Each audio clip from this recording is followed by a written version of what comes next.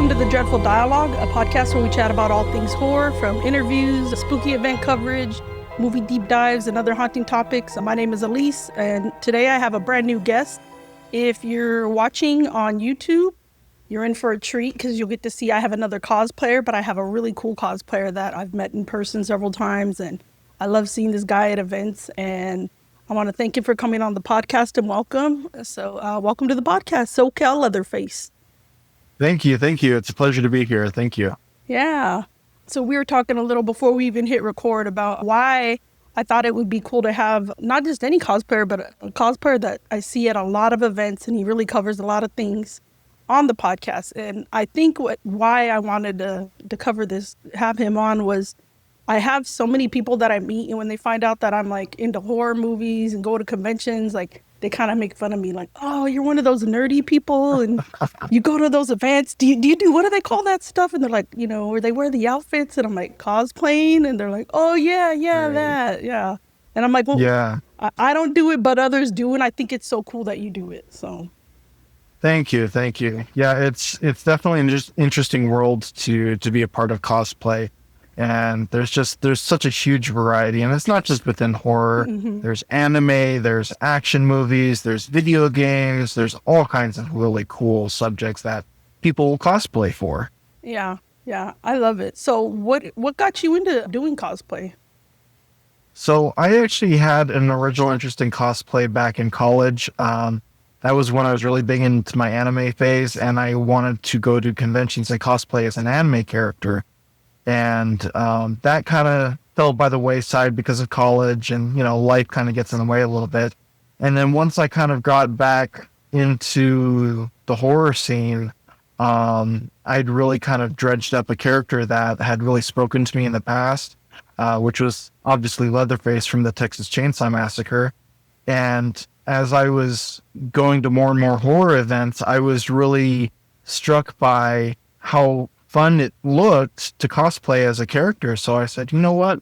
Why don't I start doing that myself? And I started picking up a couple, basic items just to fit the bill as the character. And I just started really kind of low tech and just went from there. And that was 6-7 years ago. And here I am.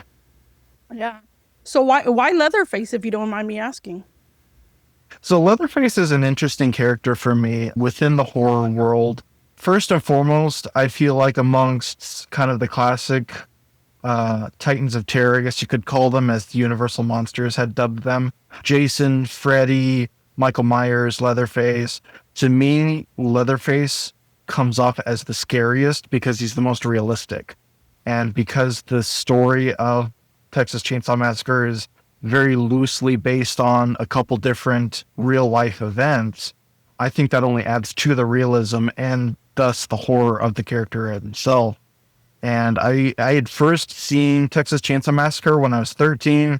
It was at a sleepover. All the other kids were off playing games and whatever, but I was glued to the TV because the mom of the kid that of the house that I was at, she had put on Texas Chainsaw Massacre because she thought it was a great sleepover movie. Well, kind of interesting thought, but it struck a really important chord with me, where it was like I was watching this movie and it just really, like, it fascinated me and grossed me out all at the same time.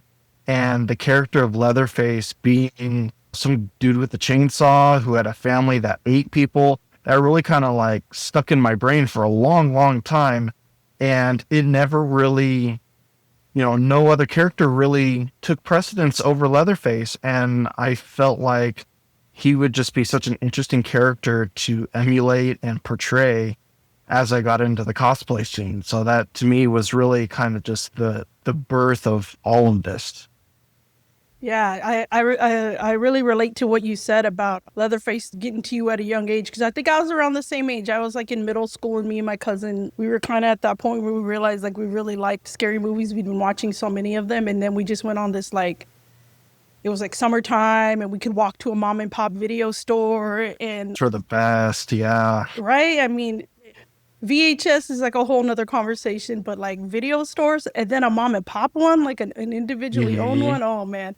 And so there was one like right around the corner from where my aunt Charisse lived, and we'd go to her house all the time during the summer, and we would just her husband at the time would just be like, oh, check out this movie and check out this movie, and that was I think that was one of them, and we were like same thing. I was scared. The movie's gritty and it's raw and it's humid. Look, you could tell it's just yeah, this really is supposed to be Texas, and and then the end just got you. I mean, I love the dance. I know he's not really supposed to be dancing, but you know, us horror fans, we Right. call it the dance scene, right? I Yeah. mean, Yeah. it's The chainsaw dance. Yeah. and I know you've been known to do that. I'm sure, right?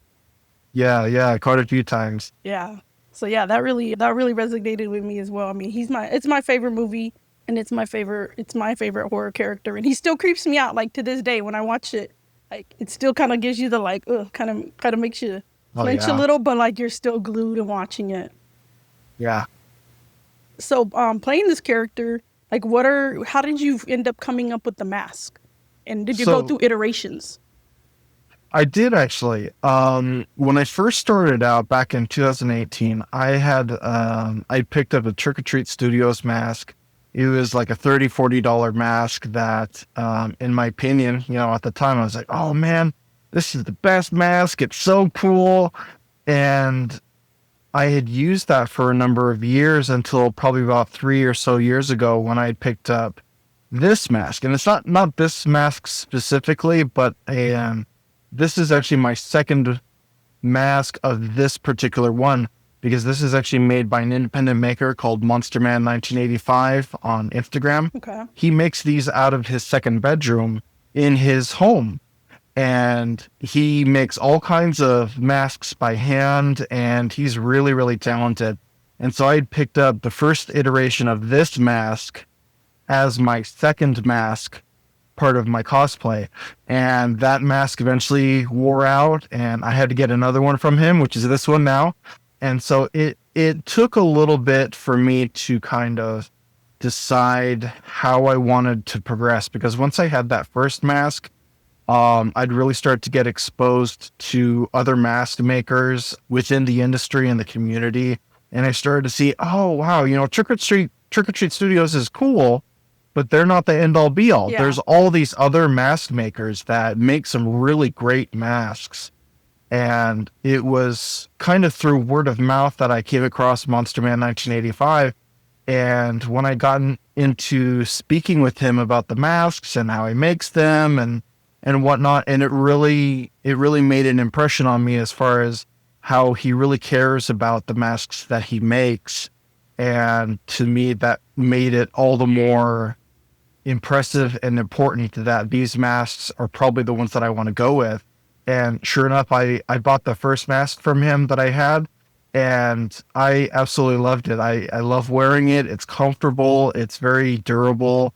And it really helped kind of evolve my look, because my first look as Leatherface was basic, and I wanted to level it up from there, I guess you could say. And this mask helped me do that.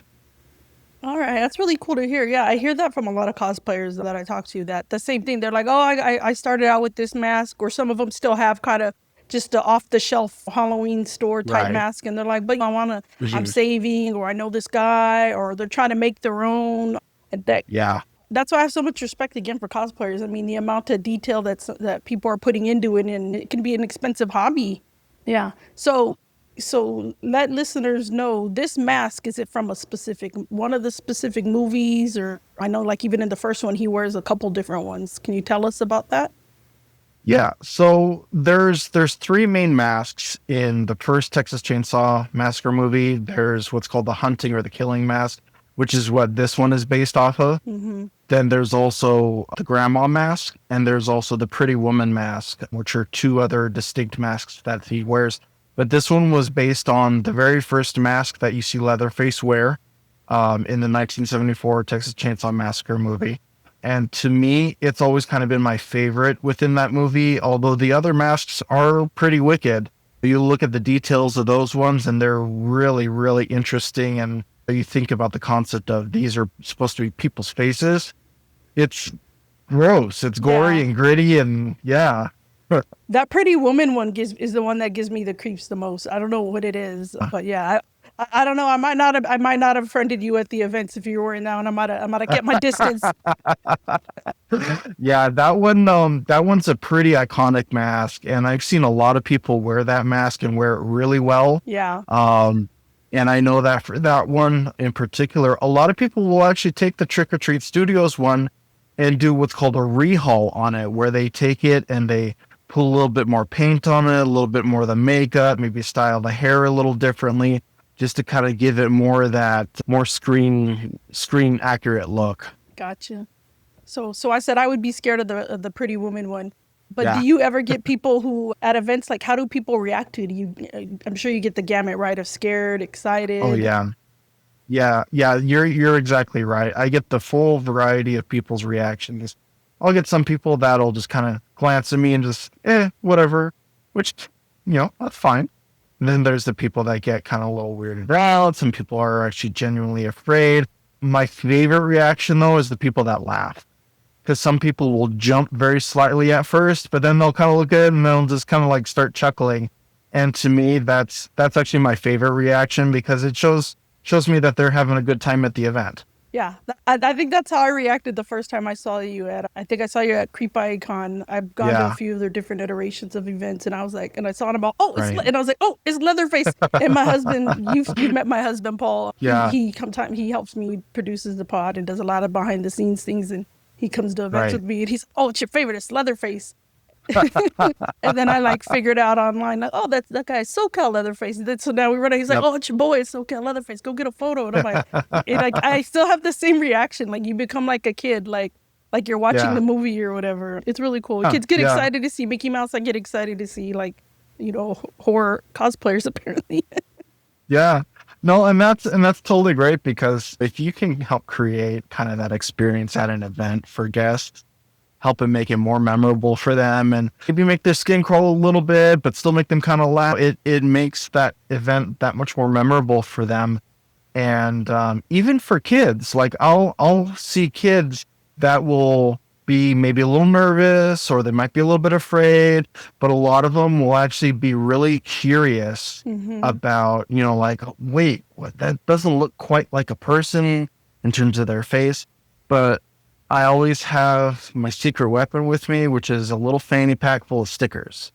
So I can always just slip them a couple stickers, and that almost always flips them right to having a good time and just enjoying themselves. Yeah, I love that you do that because it is. I'm sure some people would get judged for bringing their kids to those kind of events, but Hmm. parents are smart. They know what they're doing. I have a Right, little one. I don't bring him to anything. I don't think he's old enough yet. We're slowly right. introducing him to stuff like he likes Beetlejuice. He likes Killer Clowns from Outer Space. Like he's watching the real cutesy stuff right There now. you Like go. his bath. Yeah, those are good ones. Yeah, his bathroom is Halloween 24/7, but it's cute Halloween. It's like little ghosts and cute pumpkins. It's like we're slow rolling them into it, but I love seeing kids at these events. I love when like you could see them they're into it, and some of them are even Right. cosplaying like tons of Oh yeah. Chuckies and Jigsaws and Mm, Tiffany. So it's really cool to see that. I like that about the events yeah. and that you keep that in mind. And I've seen you interact before with kids, and like I've seen some of them where they look scared, and you'll see every once in a while. I mean, most of the community's pretty cool. You get like that small Yeah. group that they're kind of assholes. And they you can tell they go out of their way to scare the kid. I'm like, okay, well, if the kid looks Right. scared, like just leave the kid alone. And I've seen that you don't do that. Right. You're like, oh, this kid looks a little weary, so I'm not Yeah. gonna put it on for the kid like that because Right. they're still figuring it out. So Yeah, totally. And that's the whole thing is like the entire goal um to cosplay is to make the experience enjoyable. And like if you have a kid or even an adult that's a little bit more wary, a little bit more, not quite so comfortable in that setting, it's always okay to just kind of give them a little bit of space and let them kind of just explore on their own. It's a lot more enjoyable that way because I mean, who wants to scare people in a setting like that? Like if you're at a haunt, that's that's a different. different story. Yeah, That's exactly. a different story. Yeah. But at a convention or something like that, then that's the time to really like even if you break character a little bit, just to kind of be like, hey, you know what? Thank you for being here, and if you want to get a picture, that's cool. Or if you want to go hang out and check out the vendors, that's awesome too. But we hope that you have a great rest of your day and just roll with it. It's that's the whole point of this. Yeah. Yeah, you seem like you have a really good balance of like staying in character and interacting with fans. Yeah, yeah. And I love that you said I really started picturing in my head like the innocence of kids, how you said like sometimes they're like looking at you and it Hmm. makes you appreciate the world a little bit, right? Because it's crazy, but like Right. kids have like they have like these moldable minds and yet they're like a clean Hmm. slate and like to know Yeah, that they're innocent in that sense that they're like, oh, what is this and who is this, yeah, and that they are yeah, usually interested in a positive way. So yeah. And me and myself and a couple others actually have somewhat of a vested interest in not just making sure the kids feel comfortable, but getting them interested in actually doing this themselves. And like you'd mentioned, there at every event there's always at least a couple kids that come dressed up as Chucky or Jigsaw or whatever. And one of my friends, Rick and Owen, they're two different kids from two different families that are very, very good and very interested in carrying on that tradition. And I see them literally as the future of this community where they have such a strong interest in portraying these characters and enjoying the movies and things like that, that I feel it's important to not only positively reinforce that, mhm. but also to help show other kids that, hey, this is something cool to get into. It's a great hobby. Now, it doesn't have to be something that's particularly expensive, but it can be so much fun. Yeah, yeah, it's a really fun community. I think I know who you're talking about, Will, and I think I've seen him around. And then I think I've seen you. I Hmm. don't know what his real name is, but I've seen him kind of. It feels like it looks like you've taken him under your wing. The kid that dresses up as the hitchhiker. I think I've Yeah, seen him yeah, around with you at some of the event or yeah, something. Yeah, yeah. Matt, yeah, yeah, Matt's a good friend of mine, and he's a really cool guy. And he and I actually worked together last year at Midsummer yeah, Scream, yeah. That's where I saw. um, in the maze, in one of the mazes there in the Hall of Shadows. And I mean, he did an amazing job. I mean, this kid came up, I think he came up from like San Diego or something just to be in this maze with me.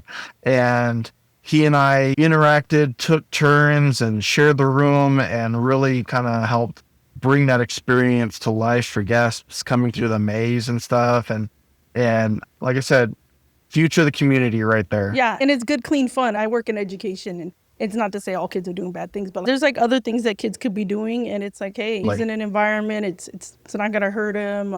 yeah, I said good, clean fun. I know I probably sound like an yeah, old wholesome person, but I don't know any other way to describe it. I just say kids yeah. could be all partying, but he's like, hey, Oh I'm gonna yeah, go nerd out and have a good time and hang out yeah, at a convention, and yeah. so yeah. There's definitely worse things that kids could get into, and this is a great creative outlet for people. It really is. Yeah, that's why I do this podcast. It's a fun hobby. I think there's nothing wrong with encouraging kids, whether it's a sport or it's some sort of arts, and this is a form of arts. So I dig it. Absolutely. So I want to ask you, did you ever have do you have any weird like interactions or any funny things that have happened at an event? I have actually. There was I don't have too many negative interactions, thankfully. Those are few and far between. Actually, when it's something like that, it's usually someone that's a little more skittish, not really into the whole thing, and they'll kind of almost overreact in a way. Hmm. And in my mind, I'll kind of wonder, I'm like, if you're this upset, why are you coming to an event like this? And because I don't normally approach people with like the act of swinging my chainsaw at them right away, because you can't always gauge how people are going to react. Yeah. So I always kind of take kind of a low key, chill approach.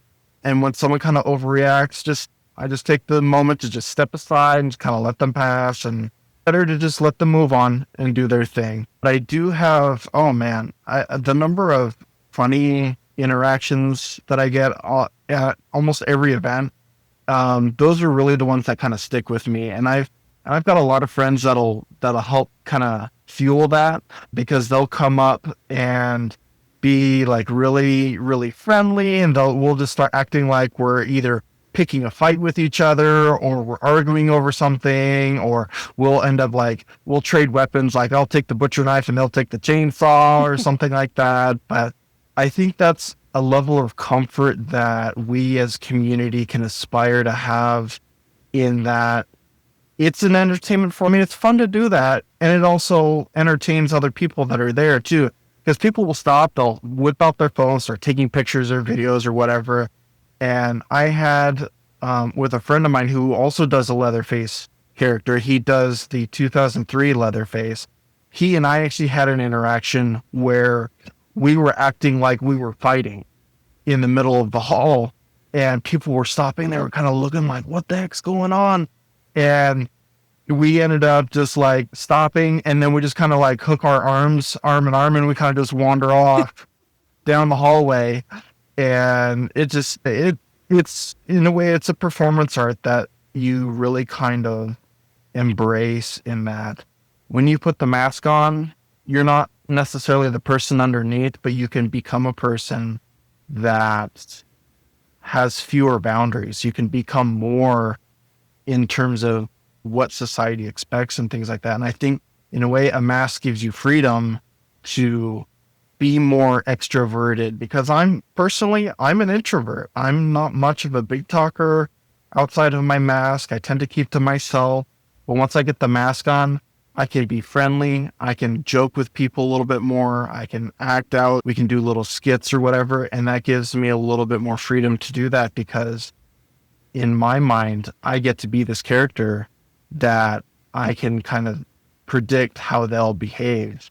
And you can do that at an event. You can do that at a creative meetup where, people with different costumes come in and we meet together and we take pictures and videos, and we can just really create some really interesting things that just help develop our characters, really, and really help create content that people can enjoy. Yeah, yeah, I like that. Yeah, it's like you get a little scene in the middle of a convention or an event. I've seen some of those things, and Right. I enjoy when they do that. And just like you said, I'm one of those ones. I'm like getting out my phone. Let's see what they're gonna do, and it makes it entertaining. Right. Yeah. Do you have any other horror characters or franchises that inspire you? There's one that I've been wanting to try to work on. Might be kind of a giveaway, but Silence of the Lambs, cannibal character, Hannibal the Cannibal, Hannibal Lecter. He's been a long time favorite horror movie character for me as well. It's kind of interesting because I actually asked myself that question a while back, and they're both cannibal characters. Is that meaning something to me or what? You're like, But oh, no, yeah. So I would have to say that the Silence of the Lambs movies, Hannibal Lecter, Red Dragon, those movies definitely inspire me. But I also really enjoy the Hellraiser movies, because Clive Barker as an author is one of my favorite authors, and seeing how his movies and characters come to life really kind of just fills the imagination as far as what's the boundaries of science fiction and horror, and mixing the two, and how can we, as cosplayers and content creators, how are we able to help that evolve, maybe not on such a professional scale, but at least on a creative scale, to help bring that to life. So those are some areas that I've really been interested in. And I do a couple crossover characters with Leatherface, where I'll do like a Valentine's version, a Christmas version. I've even done like a graduation and a vacation version. I do have a Star Wars version in the works. oh, nice. Yeah, I'm working on designing the character to be inspired by Leatherface, not necessarily a Leatherface knockoff, but more as an inspired by character that's completely original. So that's something that I've been wanting to really kind of fill out. Yeah, I really loved your Valentine's one. You're talking about the one where you had like the chocolate box, right? Yeah, yeah, yeah. That one was cool. You had some goodies inside of there, but some human goodies. Yeah, and that was actually really fun to put together, because it was literally just a chocolate box from Walmart, where after, of course, consuming the Oh chocolate, yeah, yeah. I got a few little pieces, body part pieces from a little kind of miscellaneous bag. It had like eyeballs and ears and fingers and stuff, and just a little bit of hot glue, a little bit of effect paint to look like blood and stuff. And it comes out to a really nice, fairly basic prop that it makes people laugh and be curious, And this last Creep by Econ, I got to take a picture with Tobin Bell and Shawnee Smith. And Nice. Tobin Bell himself, he stopped him to look at it and he just started chuckling. And he's like, "That's really creative." I'm like, Thanks. I appreciate that." And it's just trying to kind of inspire the imagination and just kind of get people kind of thinking creatively about stuff like that. I love being able to be a small influence in that area. Yeah. Yeah. All right, so let's ask some fun questions. I got some fun ones for you, okay? Sure. So let's Okay. get into the mind of Leatherface here. All right. Okay. So if Leatherface, if he could face off against any other horror icon, who would it be and why?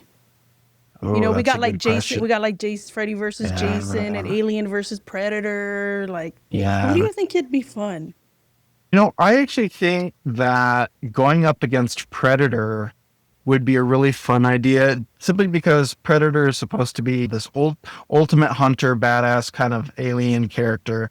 And for him to go against basically Texas redneck with a chainsaw, what could possibly go wrong? Like, what if Predator wandered into the Leatherface house and find himself in bones and skin, furniture and stuff? And would that be an interesting mix for Predator? And I would agree that it would be, because I think that it's because there's always mixes of horror icons, but Predator is not really seen quite as a horror icon. He's more of a science fiction icon.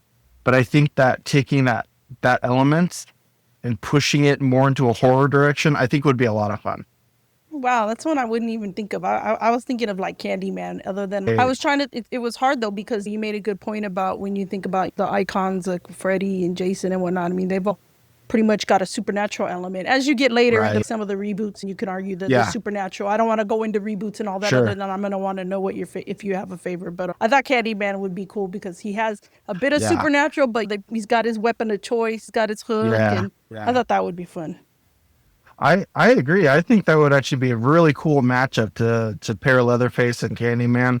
Candyman's actually one of my other favorite horror icons. He's Same, yeah. kind of a under celebrated character, but no less rich in lore and background, and really, especially with how Tony Todd played him.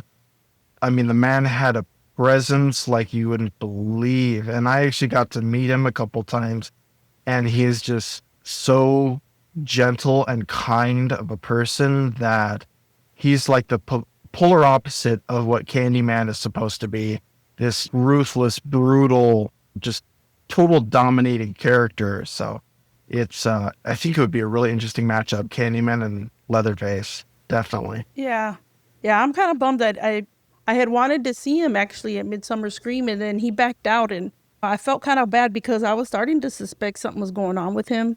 And Right. he had lost a lot of weight, and this is all speculation. And then when we found out, rest in Oh, peace, how he passed away, it was kind of like, oh man, I think uh, my suspicions were kind of on because he kept skipping out on a lot yeah. of events, and he didn't used to do Yeah. that. And I was bummed. I never got to Yeah. formally meet him, but yeah, Yeah. that character is an icon, and it wouldn't be an Yeah. icon without Tony Todd's performance for sure. Completely. Yeah. And when Tony had passed, it was such a blow, I feel, to, of course, his family, but also the community as a whole, because Tony Todd was still very much involved in so many productions that he was actively part of TV shows and movies and even video games. And Yeah. he was just, the man was still so full of creative life and amazing ideas. And he's just another one of those people that was just taken way too soon. Yeah. All right, let's try to get a little less somber. Let's have another fun one for you. So what kind of music do you think Leatherface listens to when he's not chasing people? Leatherface is totally a girly pop kind of guy. Yeah, total diva. He's gonna be listening to Lady Gaga, Miley Cyrus. I hands down. I have Uh, no doubt about that. uh, His wilder side will probably be like Judas Priest or something like that, but he's definitely more to the pop diva type stuff. I can guarantee it. I mean, that would make sense with the third mask, right? Oh yeah, He's yeah, got to yeah. get Especially makeup. with the Pretty Woman mask, Yeah, it's picking up makeup tips from especially from Gaga. right? Yeah. All right, another fun one. All right, if Leatherface was in a reality TV show, I don't know if wait, do you watch reality TV? I should ask you that, huh? I I watch it. do I actually. do. Oh my Yeah. gosh, yeah. I even guest on reality Yeah. podcasts sometimes. That's I'm one of my regular like guest co-hosts. She has a reality called the Rewind podcast, and I go and guest on her Uh, sometimes. And I'm like, I yeah. don't even Yeah. know if any of her fans are into horror, but I'll plug my podcast at the end. But yes, I do. I am Right. guilty of some, not all of it, but I have a few. But anyway, what do we think Leatherface? What reality TV show would he be on, and why? You know what? I actually have two thoughts on this. I Okay. believe that it would be either something like Jackass, Okay. just because, he's a redneck out in the middle of nowhere, Texas. He's got plenty of time on his hands. He's going to be out there doing stupid stuff. Mm-hmm. And second, probably this might be a little bit more obvious, but he would definitely be on a cooking show. I was He gonna would say definitely be that. on like Master Chef with Yeah. Gordon Ramsay, and he's going to be cooking up all kinds of stuff, and they're going to be looking at him like, "Did you really just put that guy's kidney in there?" But I'm pretty sure that that's the direction that Leatherface would go. Yeah, I had thought the same thing. I was like, ooh, maybe I'm like, no, I don't think he'd be on like the obvious Halloween themed ones. But yeah, Right, maybe yeah, I right. like that, like Master Chef or something. I Yeah, think totally. he'd be funny on like a dating one too. Like I don't watch it. I just hear about Yeah, the different ones where like they don't get to see. I guess the couples don't or potential couples don't get right. to see each other. I'm like, and Yeah, then yeah, they would yeah. have to get to know the man behind the mask, and they'd have to fall in love with his Right, personality instead of just right. how he looks. And that's funny that you bring that up because a lot of the time people will in a way romanticize the Leatherface character as being kind of like the sweet boyfriend type. So I think that would match up perfectly with the dating game kind of reality shows. Totally. Yeah, yeah, because then he wouldn't have to show his face right away. It'd be like, "Oh, girl, you got to Right. know me," and then it'd be like, "Oh, I don't know. They might be into it. You never know. Everybody's different. Like Uh-huh. you said, there's girls who Totally. romanticize it." Yep. Yep. Do you? So we talked about we were bringing up element of supernatural with Leatherface, Hmm. and we could do a whole podcast on the sequels, the remakes, the reboots. Do you have any other ones besides the original that you really that resonate with you? Well, it's interesting that you asked that because I have two favorites in terms of ones that are either sequels or reboots. I really enjoyed Texas Chainsaw 3. I feel that that one was actually very underrated in that Viggo Mortensen is in it as kind of the older brother figure, and we get a Leatherface that's actually he's handicapped. He wears leg braces, almost in the vein of like old school days of like polio, but to make that still somewhat of a creepy aspect of the character, I think was absolutely brilliant because how many horror characters do you see end up being disabled? Not many of them. It's very rare. And I think that the way that they were able to portray that was quite masterful. And then the second one that I really, really enjoyed is I'm probably going to get a little flack for this, but I really enjoyed the 2022 one that came out on Netflix. The portrayal of kind of old man Leatherface, I feel like was something that really needs to be explored and needed to be explored for sure. And the way that it was portrayed by the actor really, I think, brought a different dynamic to Leatherface as a character. And I know a lot of people didn't care for that movie as much, and I think the dialogue played into that. But if you really view it as like a tongue in cheek movie, being like kind of playing to some pretty stringent stereotypes in a way, I think that makes the movie that much more enjoyable because there's Alice Krige who also plays kind of the foster mom in that movie, Mm-hmm. and she actually played such a central role to the character of Leatherface that there's a part in the movie where I feel brings such a huge amount of humanity to him as a character, where he makes it back to his home there in the town. And he goes into her bedroom and he grabs like a dress of hers and he's just kind of clutching it to his chest. And you can tell that he's just like mourning her and grieving her and just adds a whole different dynamic to the character. And I really feel like that kind of just added more detail and real depth to the movie itself. And that the kills in that movie were fantastic. The final kill scene was just like totally out of left field, and I really feel it. You don't judge it too harshly. It's a pretty solid horror movie. It really is. No, I agree. I actually really like that one. That one is like nonstop. It go once this killing starts, it just keeps going, and they're really Mm-hmm. creative kills. And yeah, a lot of and it got a lot of flack because of some, I guess, the political themes behind it. But I really Mm-hmm. enjoyed it. I thought it was really cool. I thought it Right. was a really cool way to introduce it to another generation. I also am like a sucker for the 2006 one, just because I got a lot of people Mm-hmm. into. I got it because that was a time where I was in like my mid 20s, and I got a lot of people to watch it. So then it made them say, okay, Right. can you go watch the original now? And then they're like, okay. So Yeah. that's part of Yeah. why I like it. I think it Yeah. helped with the nostalgia for me to get people to Yeah. get into it. So that's part of why I like it. Yeah. But I agree, the 2022, right? No, 2023, what, Yeah. that one, that Yep. the kills were amazing. And yeah, we got a little bit of backstory about, I guess, his mom at the wasn't his birth mom, but the lady who was taking care of him. And Mm-hmm. so I liked it as well. Definitely. Yeah. Yeah. Before we head on, can you tell our listeners, do you have any projects going on or any things that you want, that you're supporting that you want people to know about? I'm actually working closely with a guy named Ethan Detmeyer. He and I have worked together on a few different projects, but one of the underlying projects that's always kind of ongoing is for something called NMOSD, which is a neuroocular disorder that functions a little bit like multiple sclerosis in that it kind of strips some of the protective tissue around nerves, especially around the eyes, and it can actually end up being a really life-threatening disease if it's not treated and it's allowed to progress. Ethan, my friend Ethan, he is very much involved in helping research and bring awareness to that disease.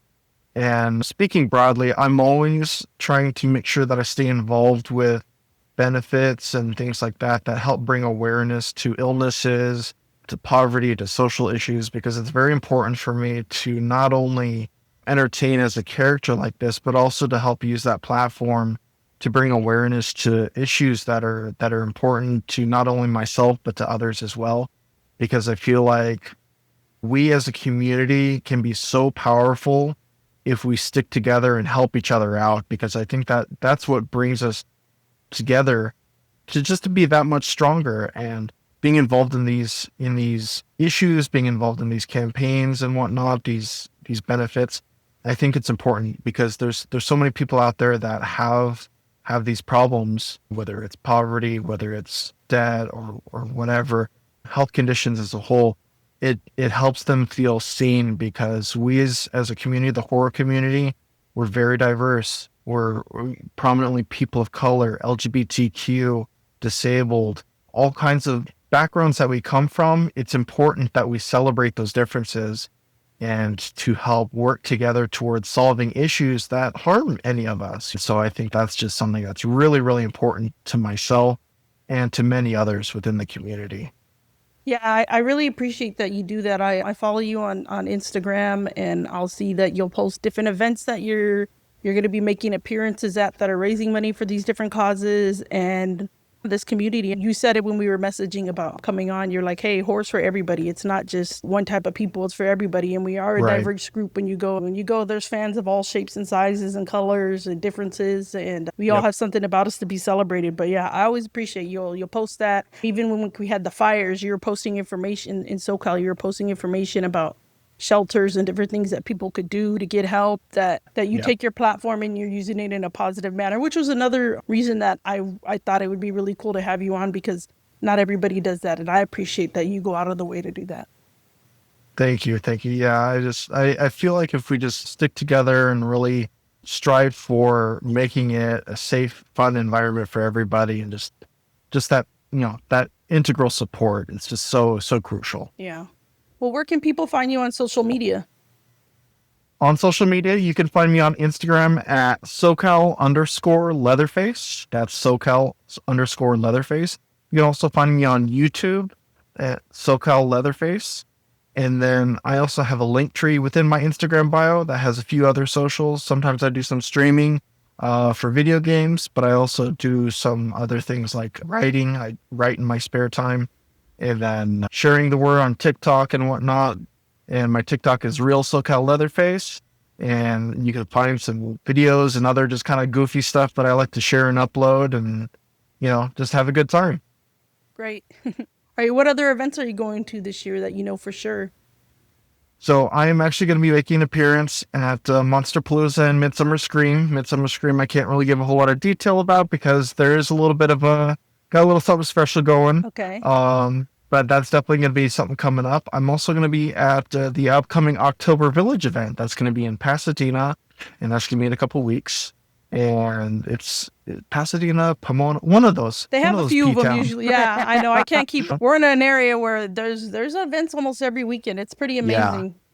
Yeah. We're pretty blessed to be able to have such an active community in this area, and weather permitting, we're having them just about every weekend, like you said. Yeah, I don't. I think that's why I couldn't do a cosplay mask. I don't know how you guys do it. Even at Midsummer, it's like I Right. think the air conditioning is struggling to work there. In Ontario, at Creep Yep. by Econ, oh, it's always real nice. But then there's some events that are Yeah. outdoors, and I'm like, oh, these cosplayers are stronger than me because I'm over here sweating and Yeah. I'm just wearing normal clothes, and they're wearing masks and Yep. wigs and extra gear, Yep. and so yeah, you Yep. guys are Yep. awesome hanging in there. That's Thank you.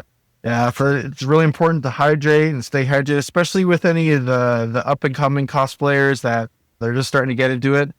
Make sure you guys take breaks. Make sure you guys hydrate. It's so important to do that because heat stroke is no joke. No. And yeah, All right. Well, thank you again, and to SoCal Leatherface for coming onto the podcast. I also want to let the listeners know I'm also on social media. You can find me on Instagram at Dreadful Dialogue Podcast. I have a website as well, dreadfuldialogue.com. And if you see SoCal Leatherface at any events, if you're not in SoCal, you might not see him as often. But say hi to him. I can personally say he's a really cool guy. And again, thank you. thank you for coming on the pod. Really cool guy. And Of again, course, thank you so much. I thank you for appreciate it. And coming on the I loved being here and talking with you.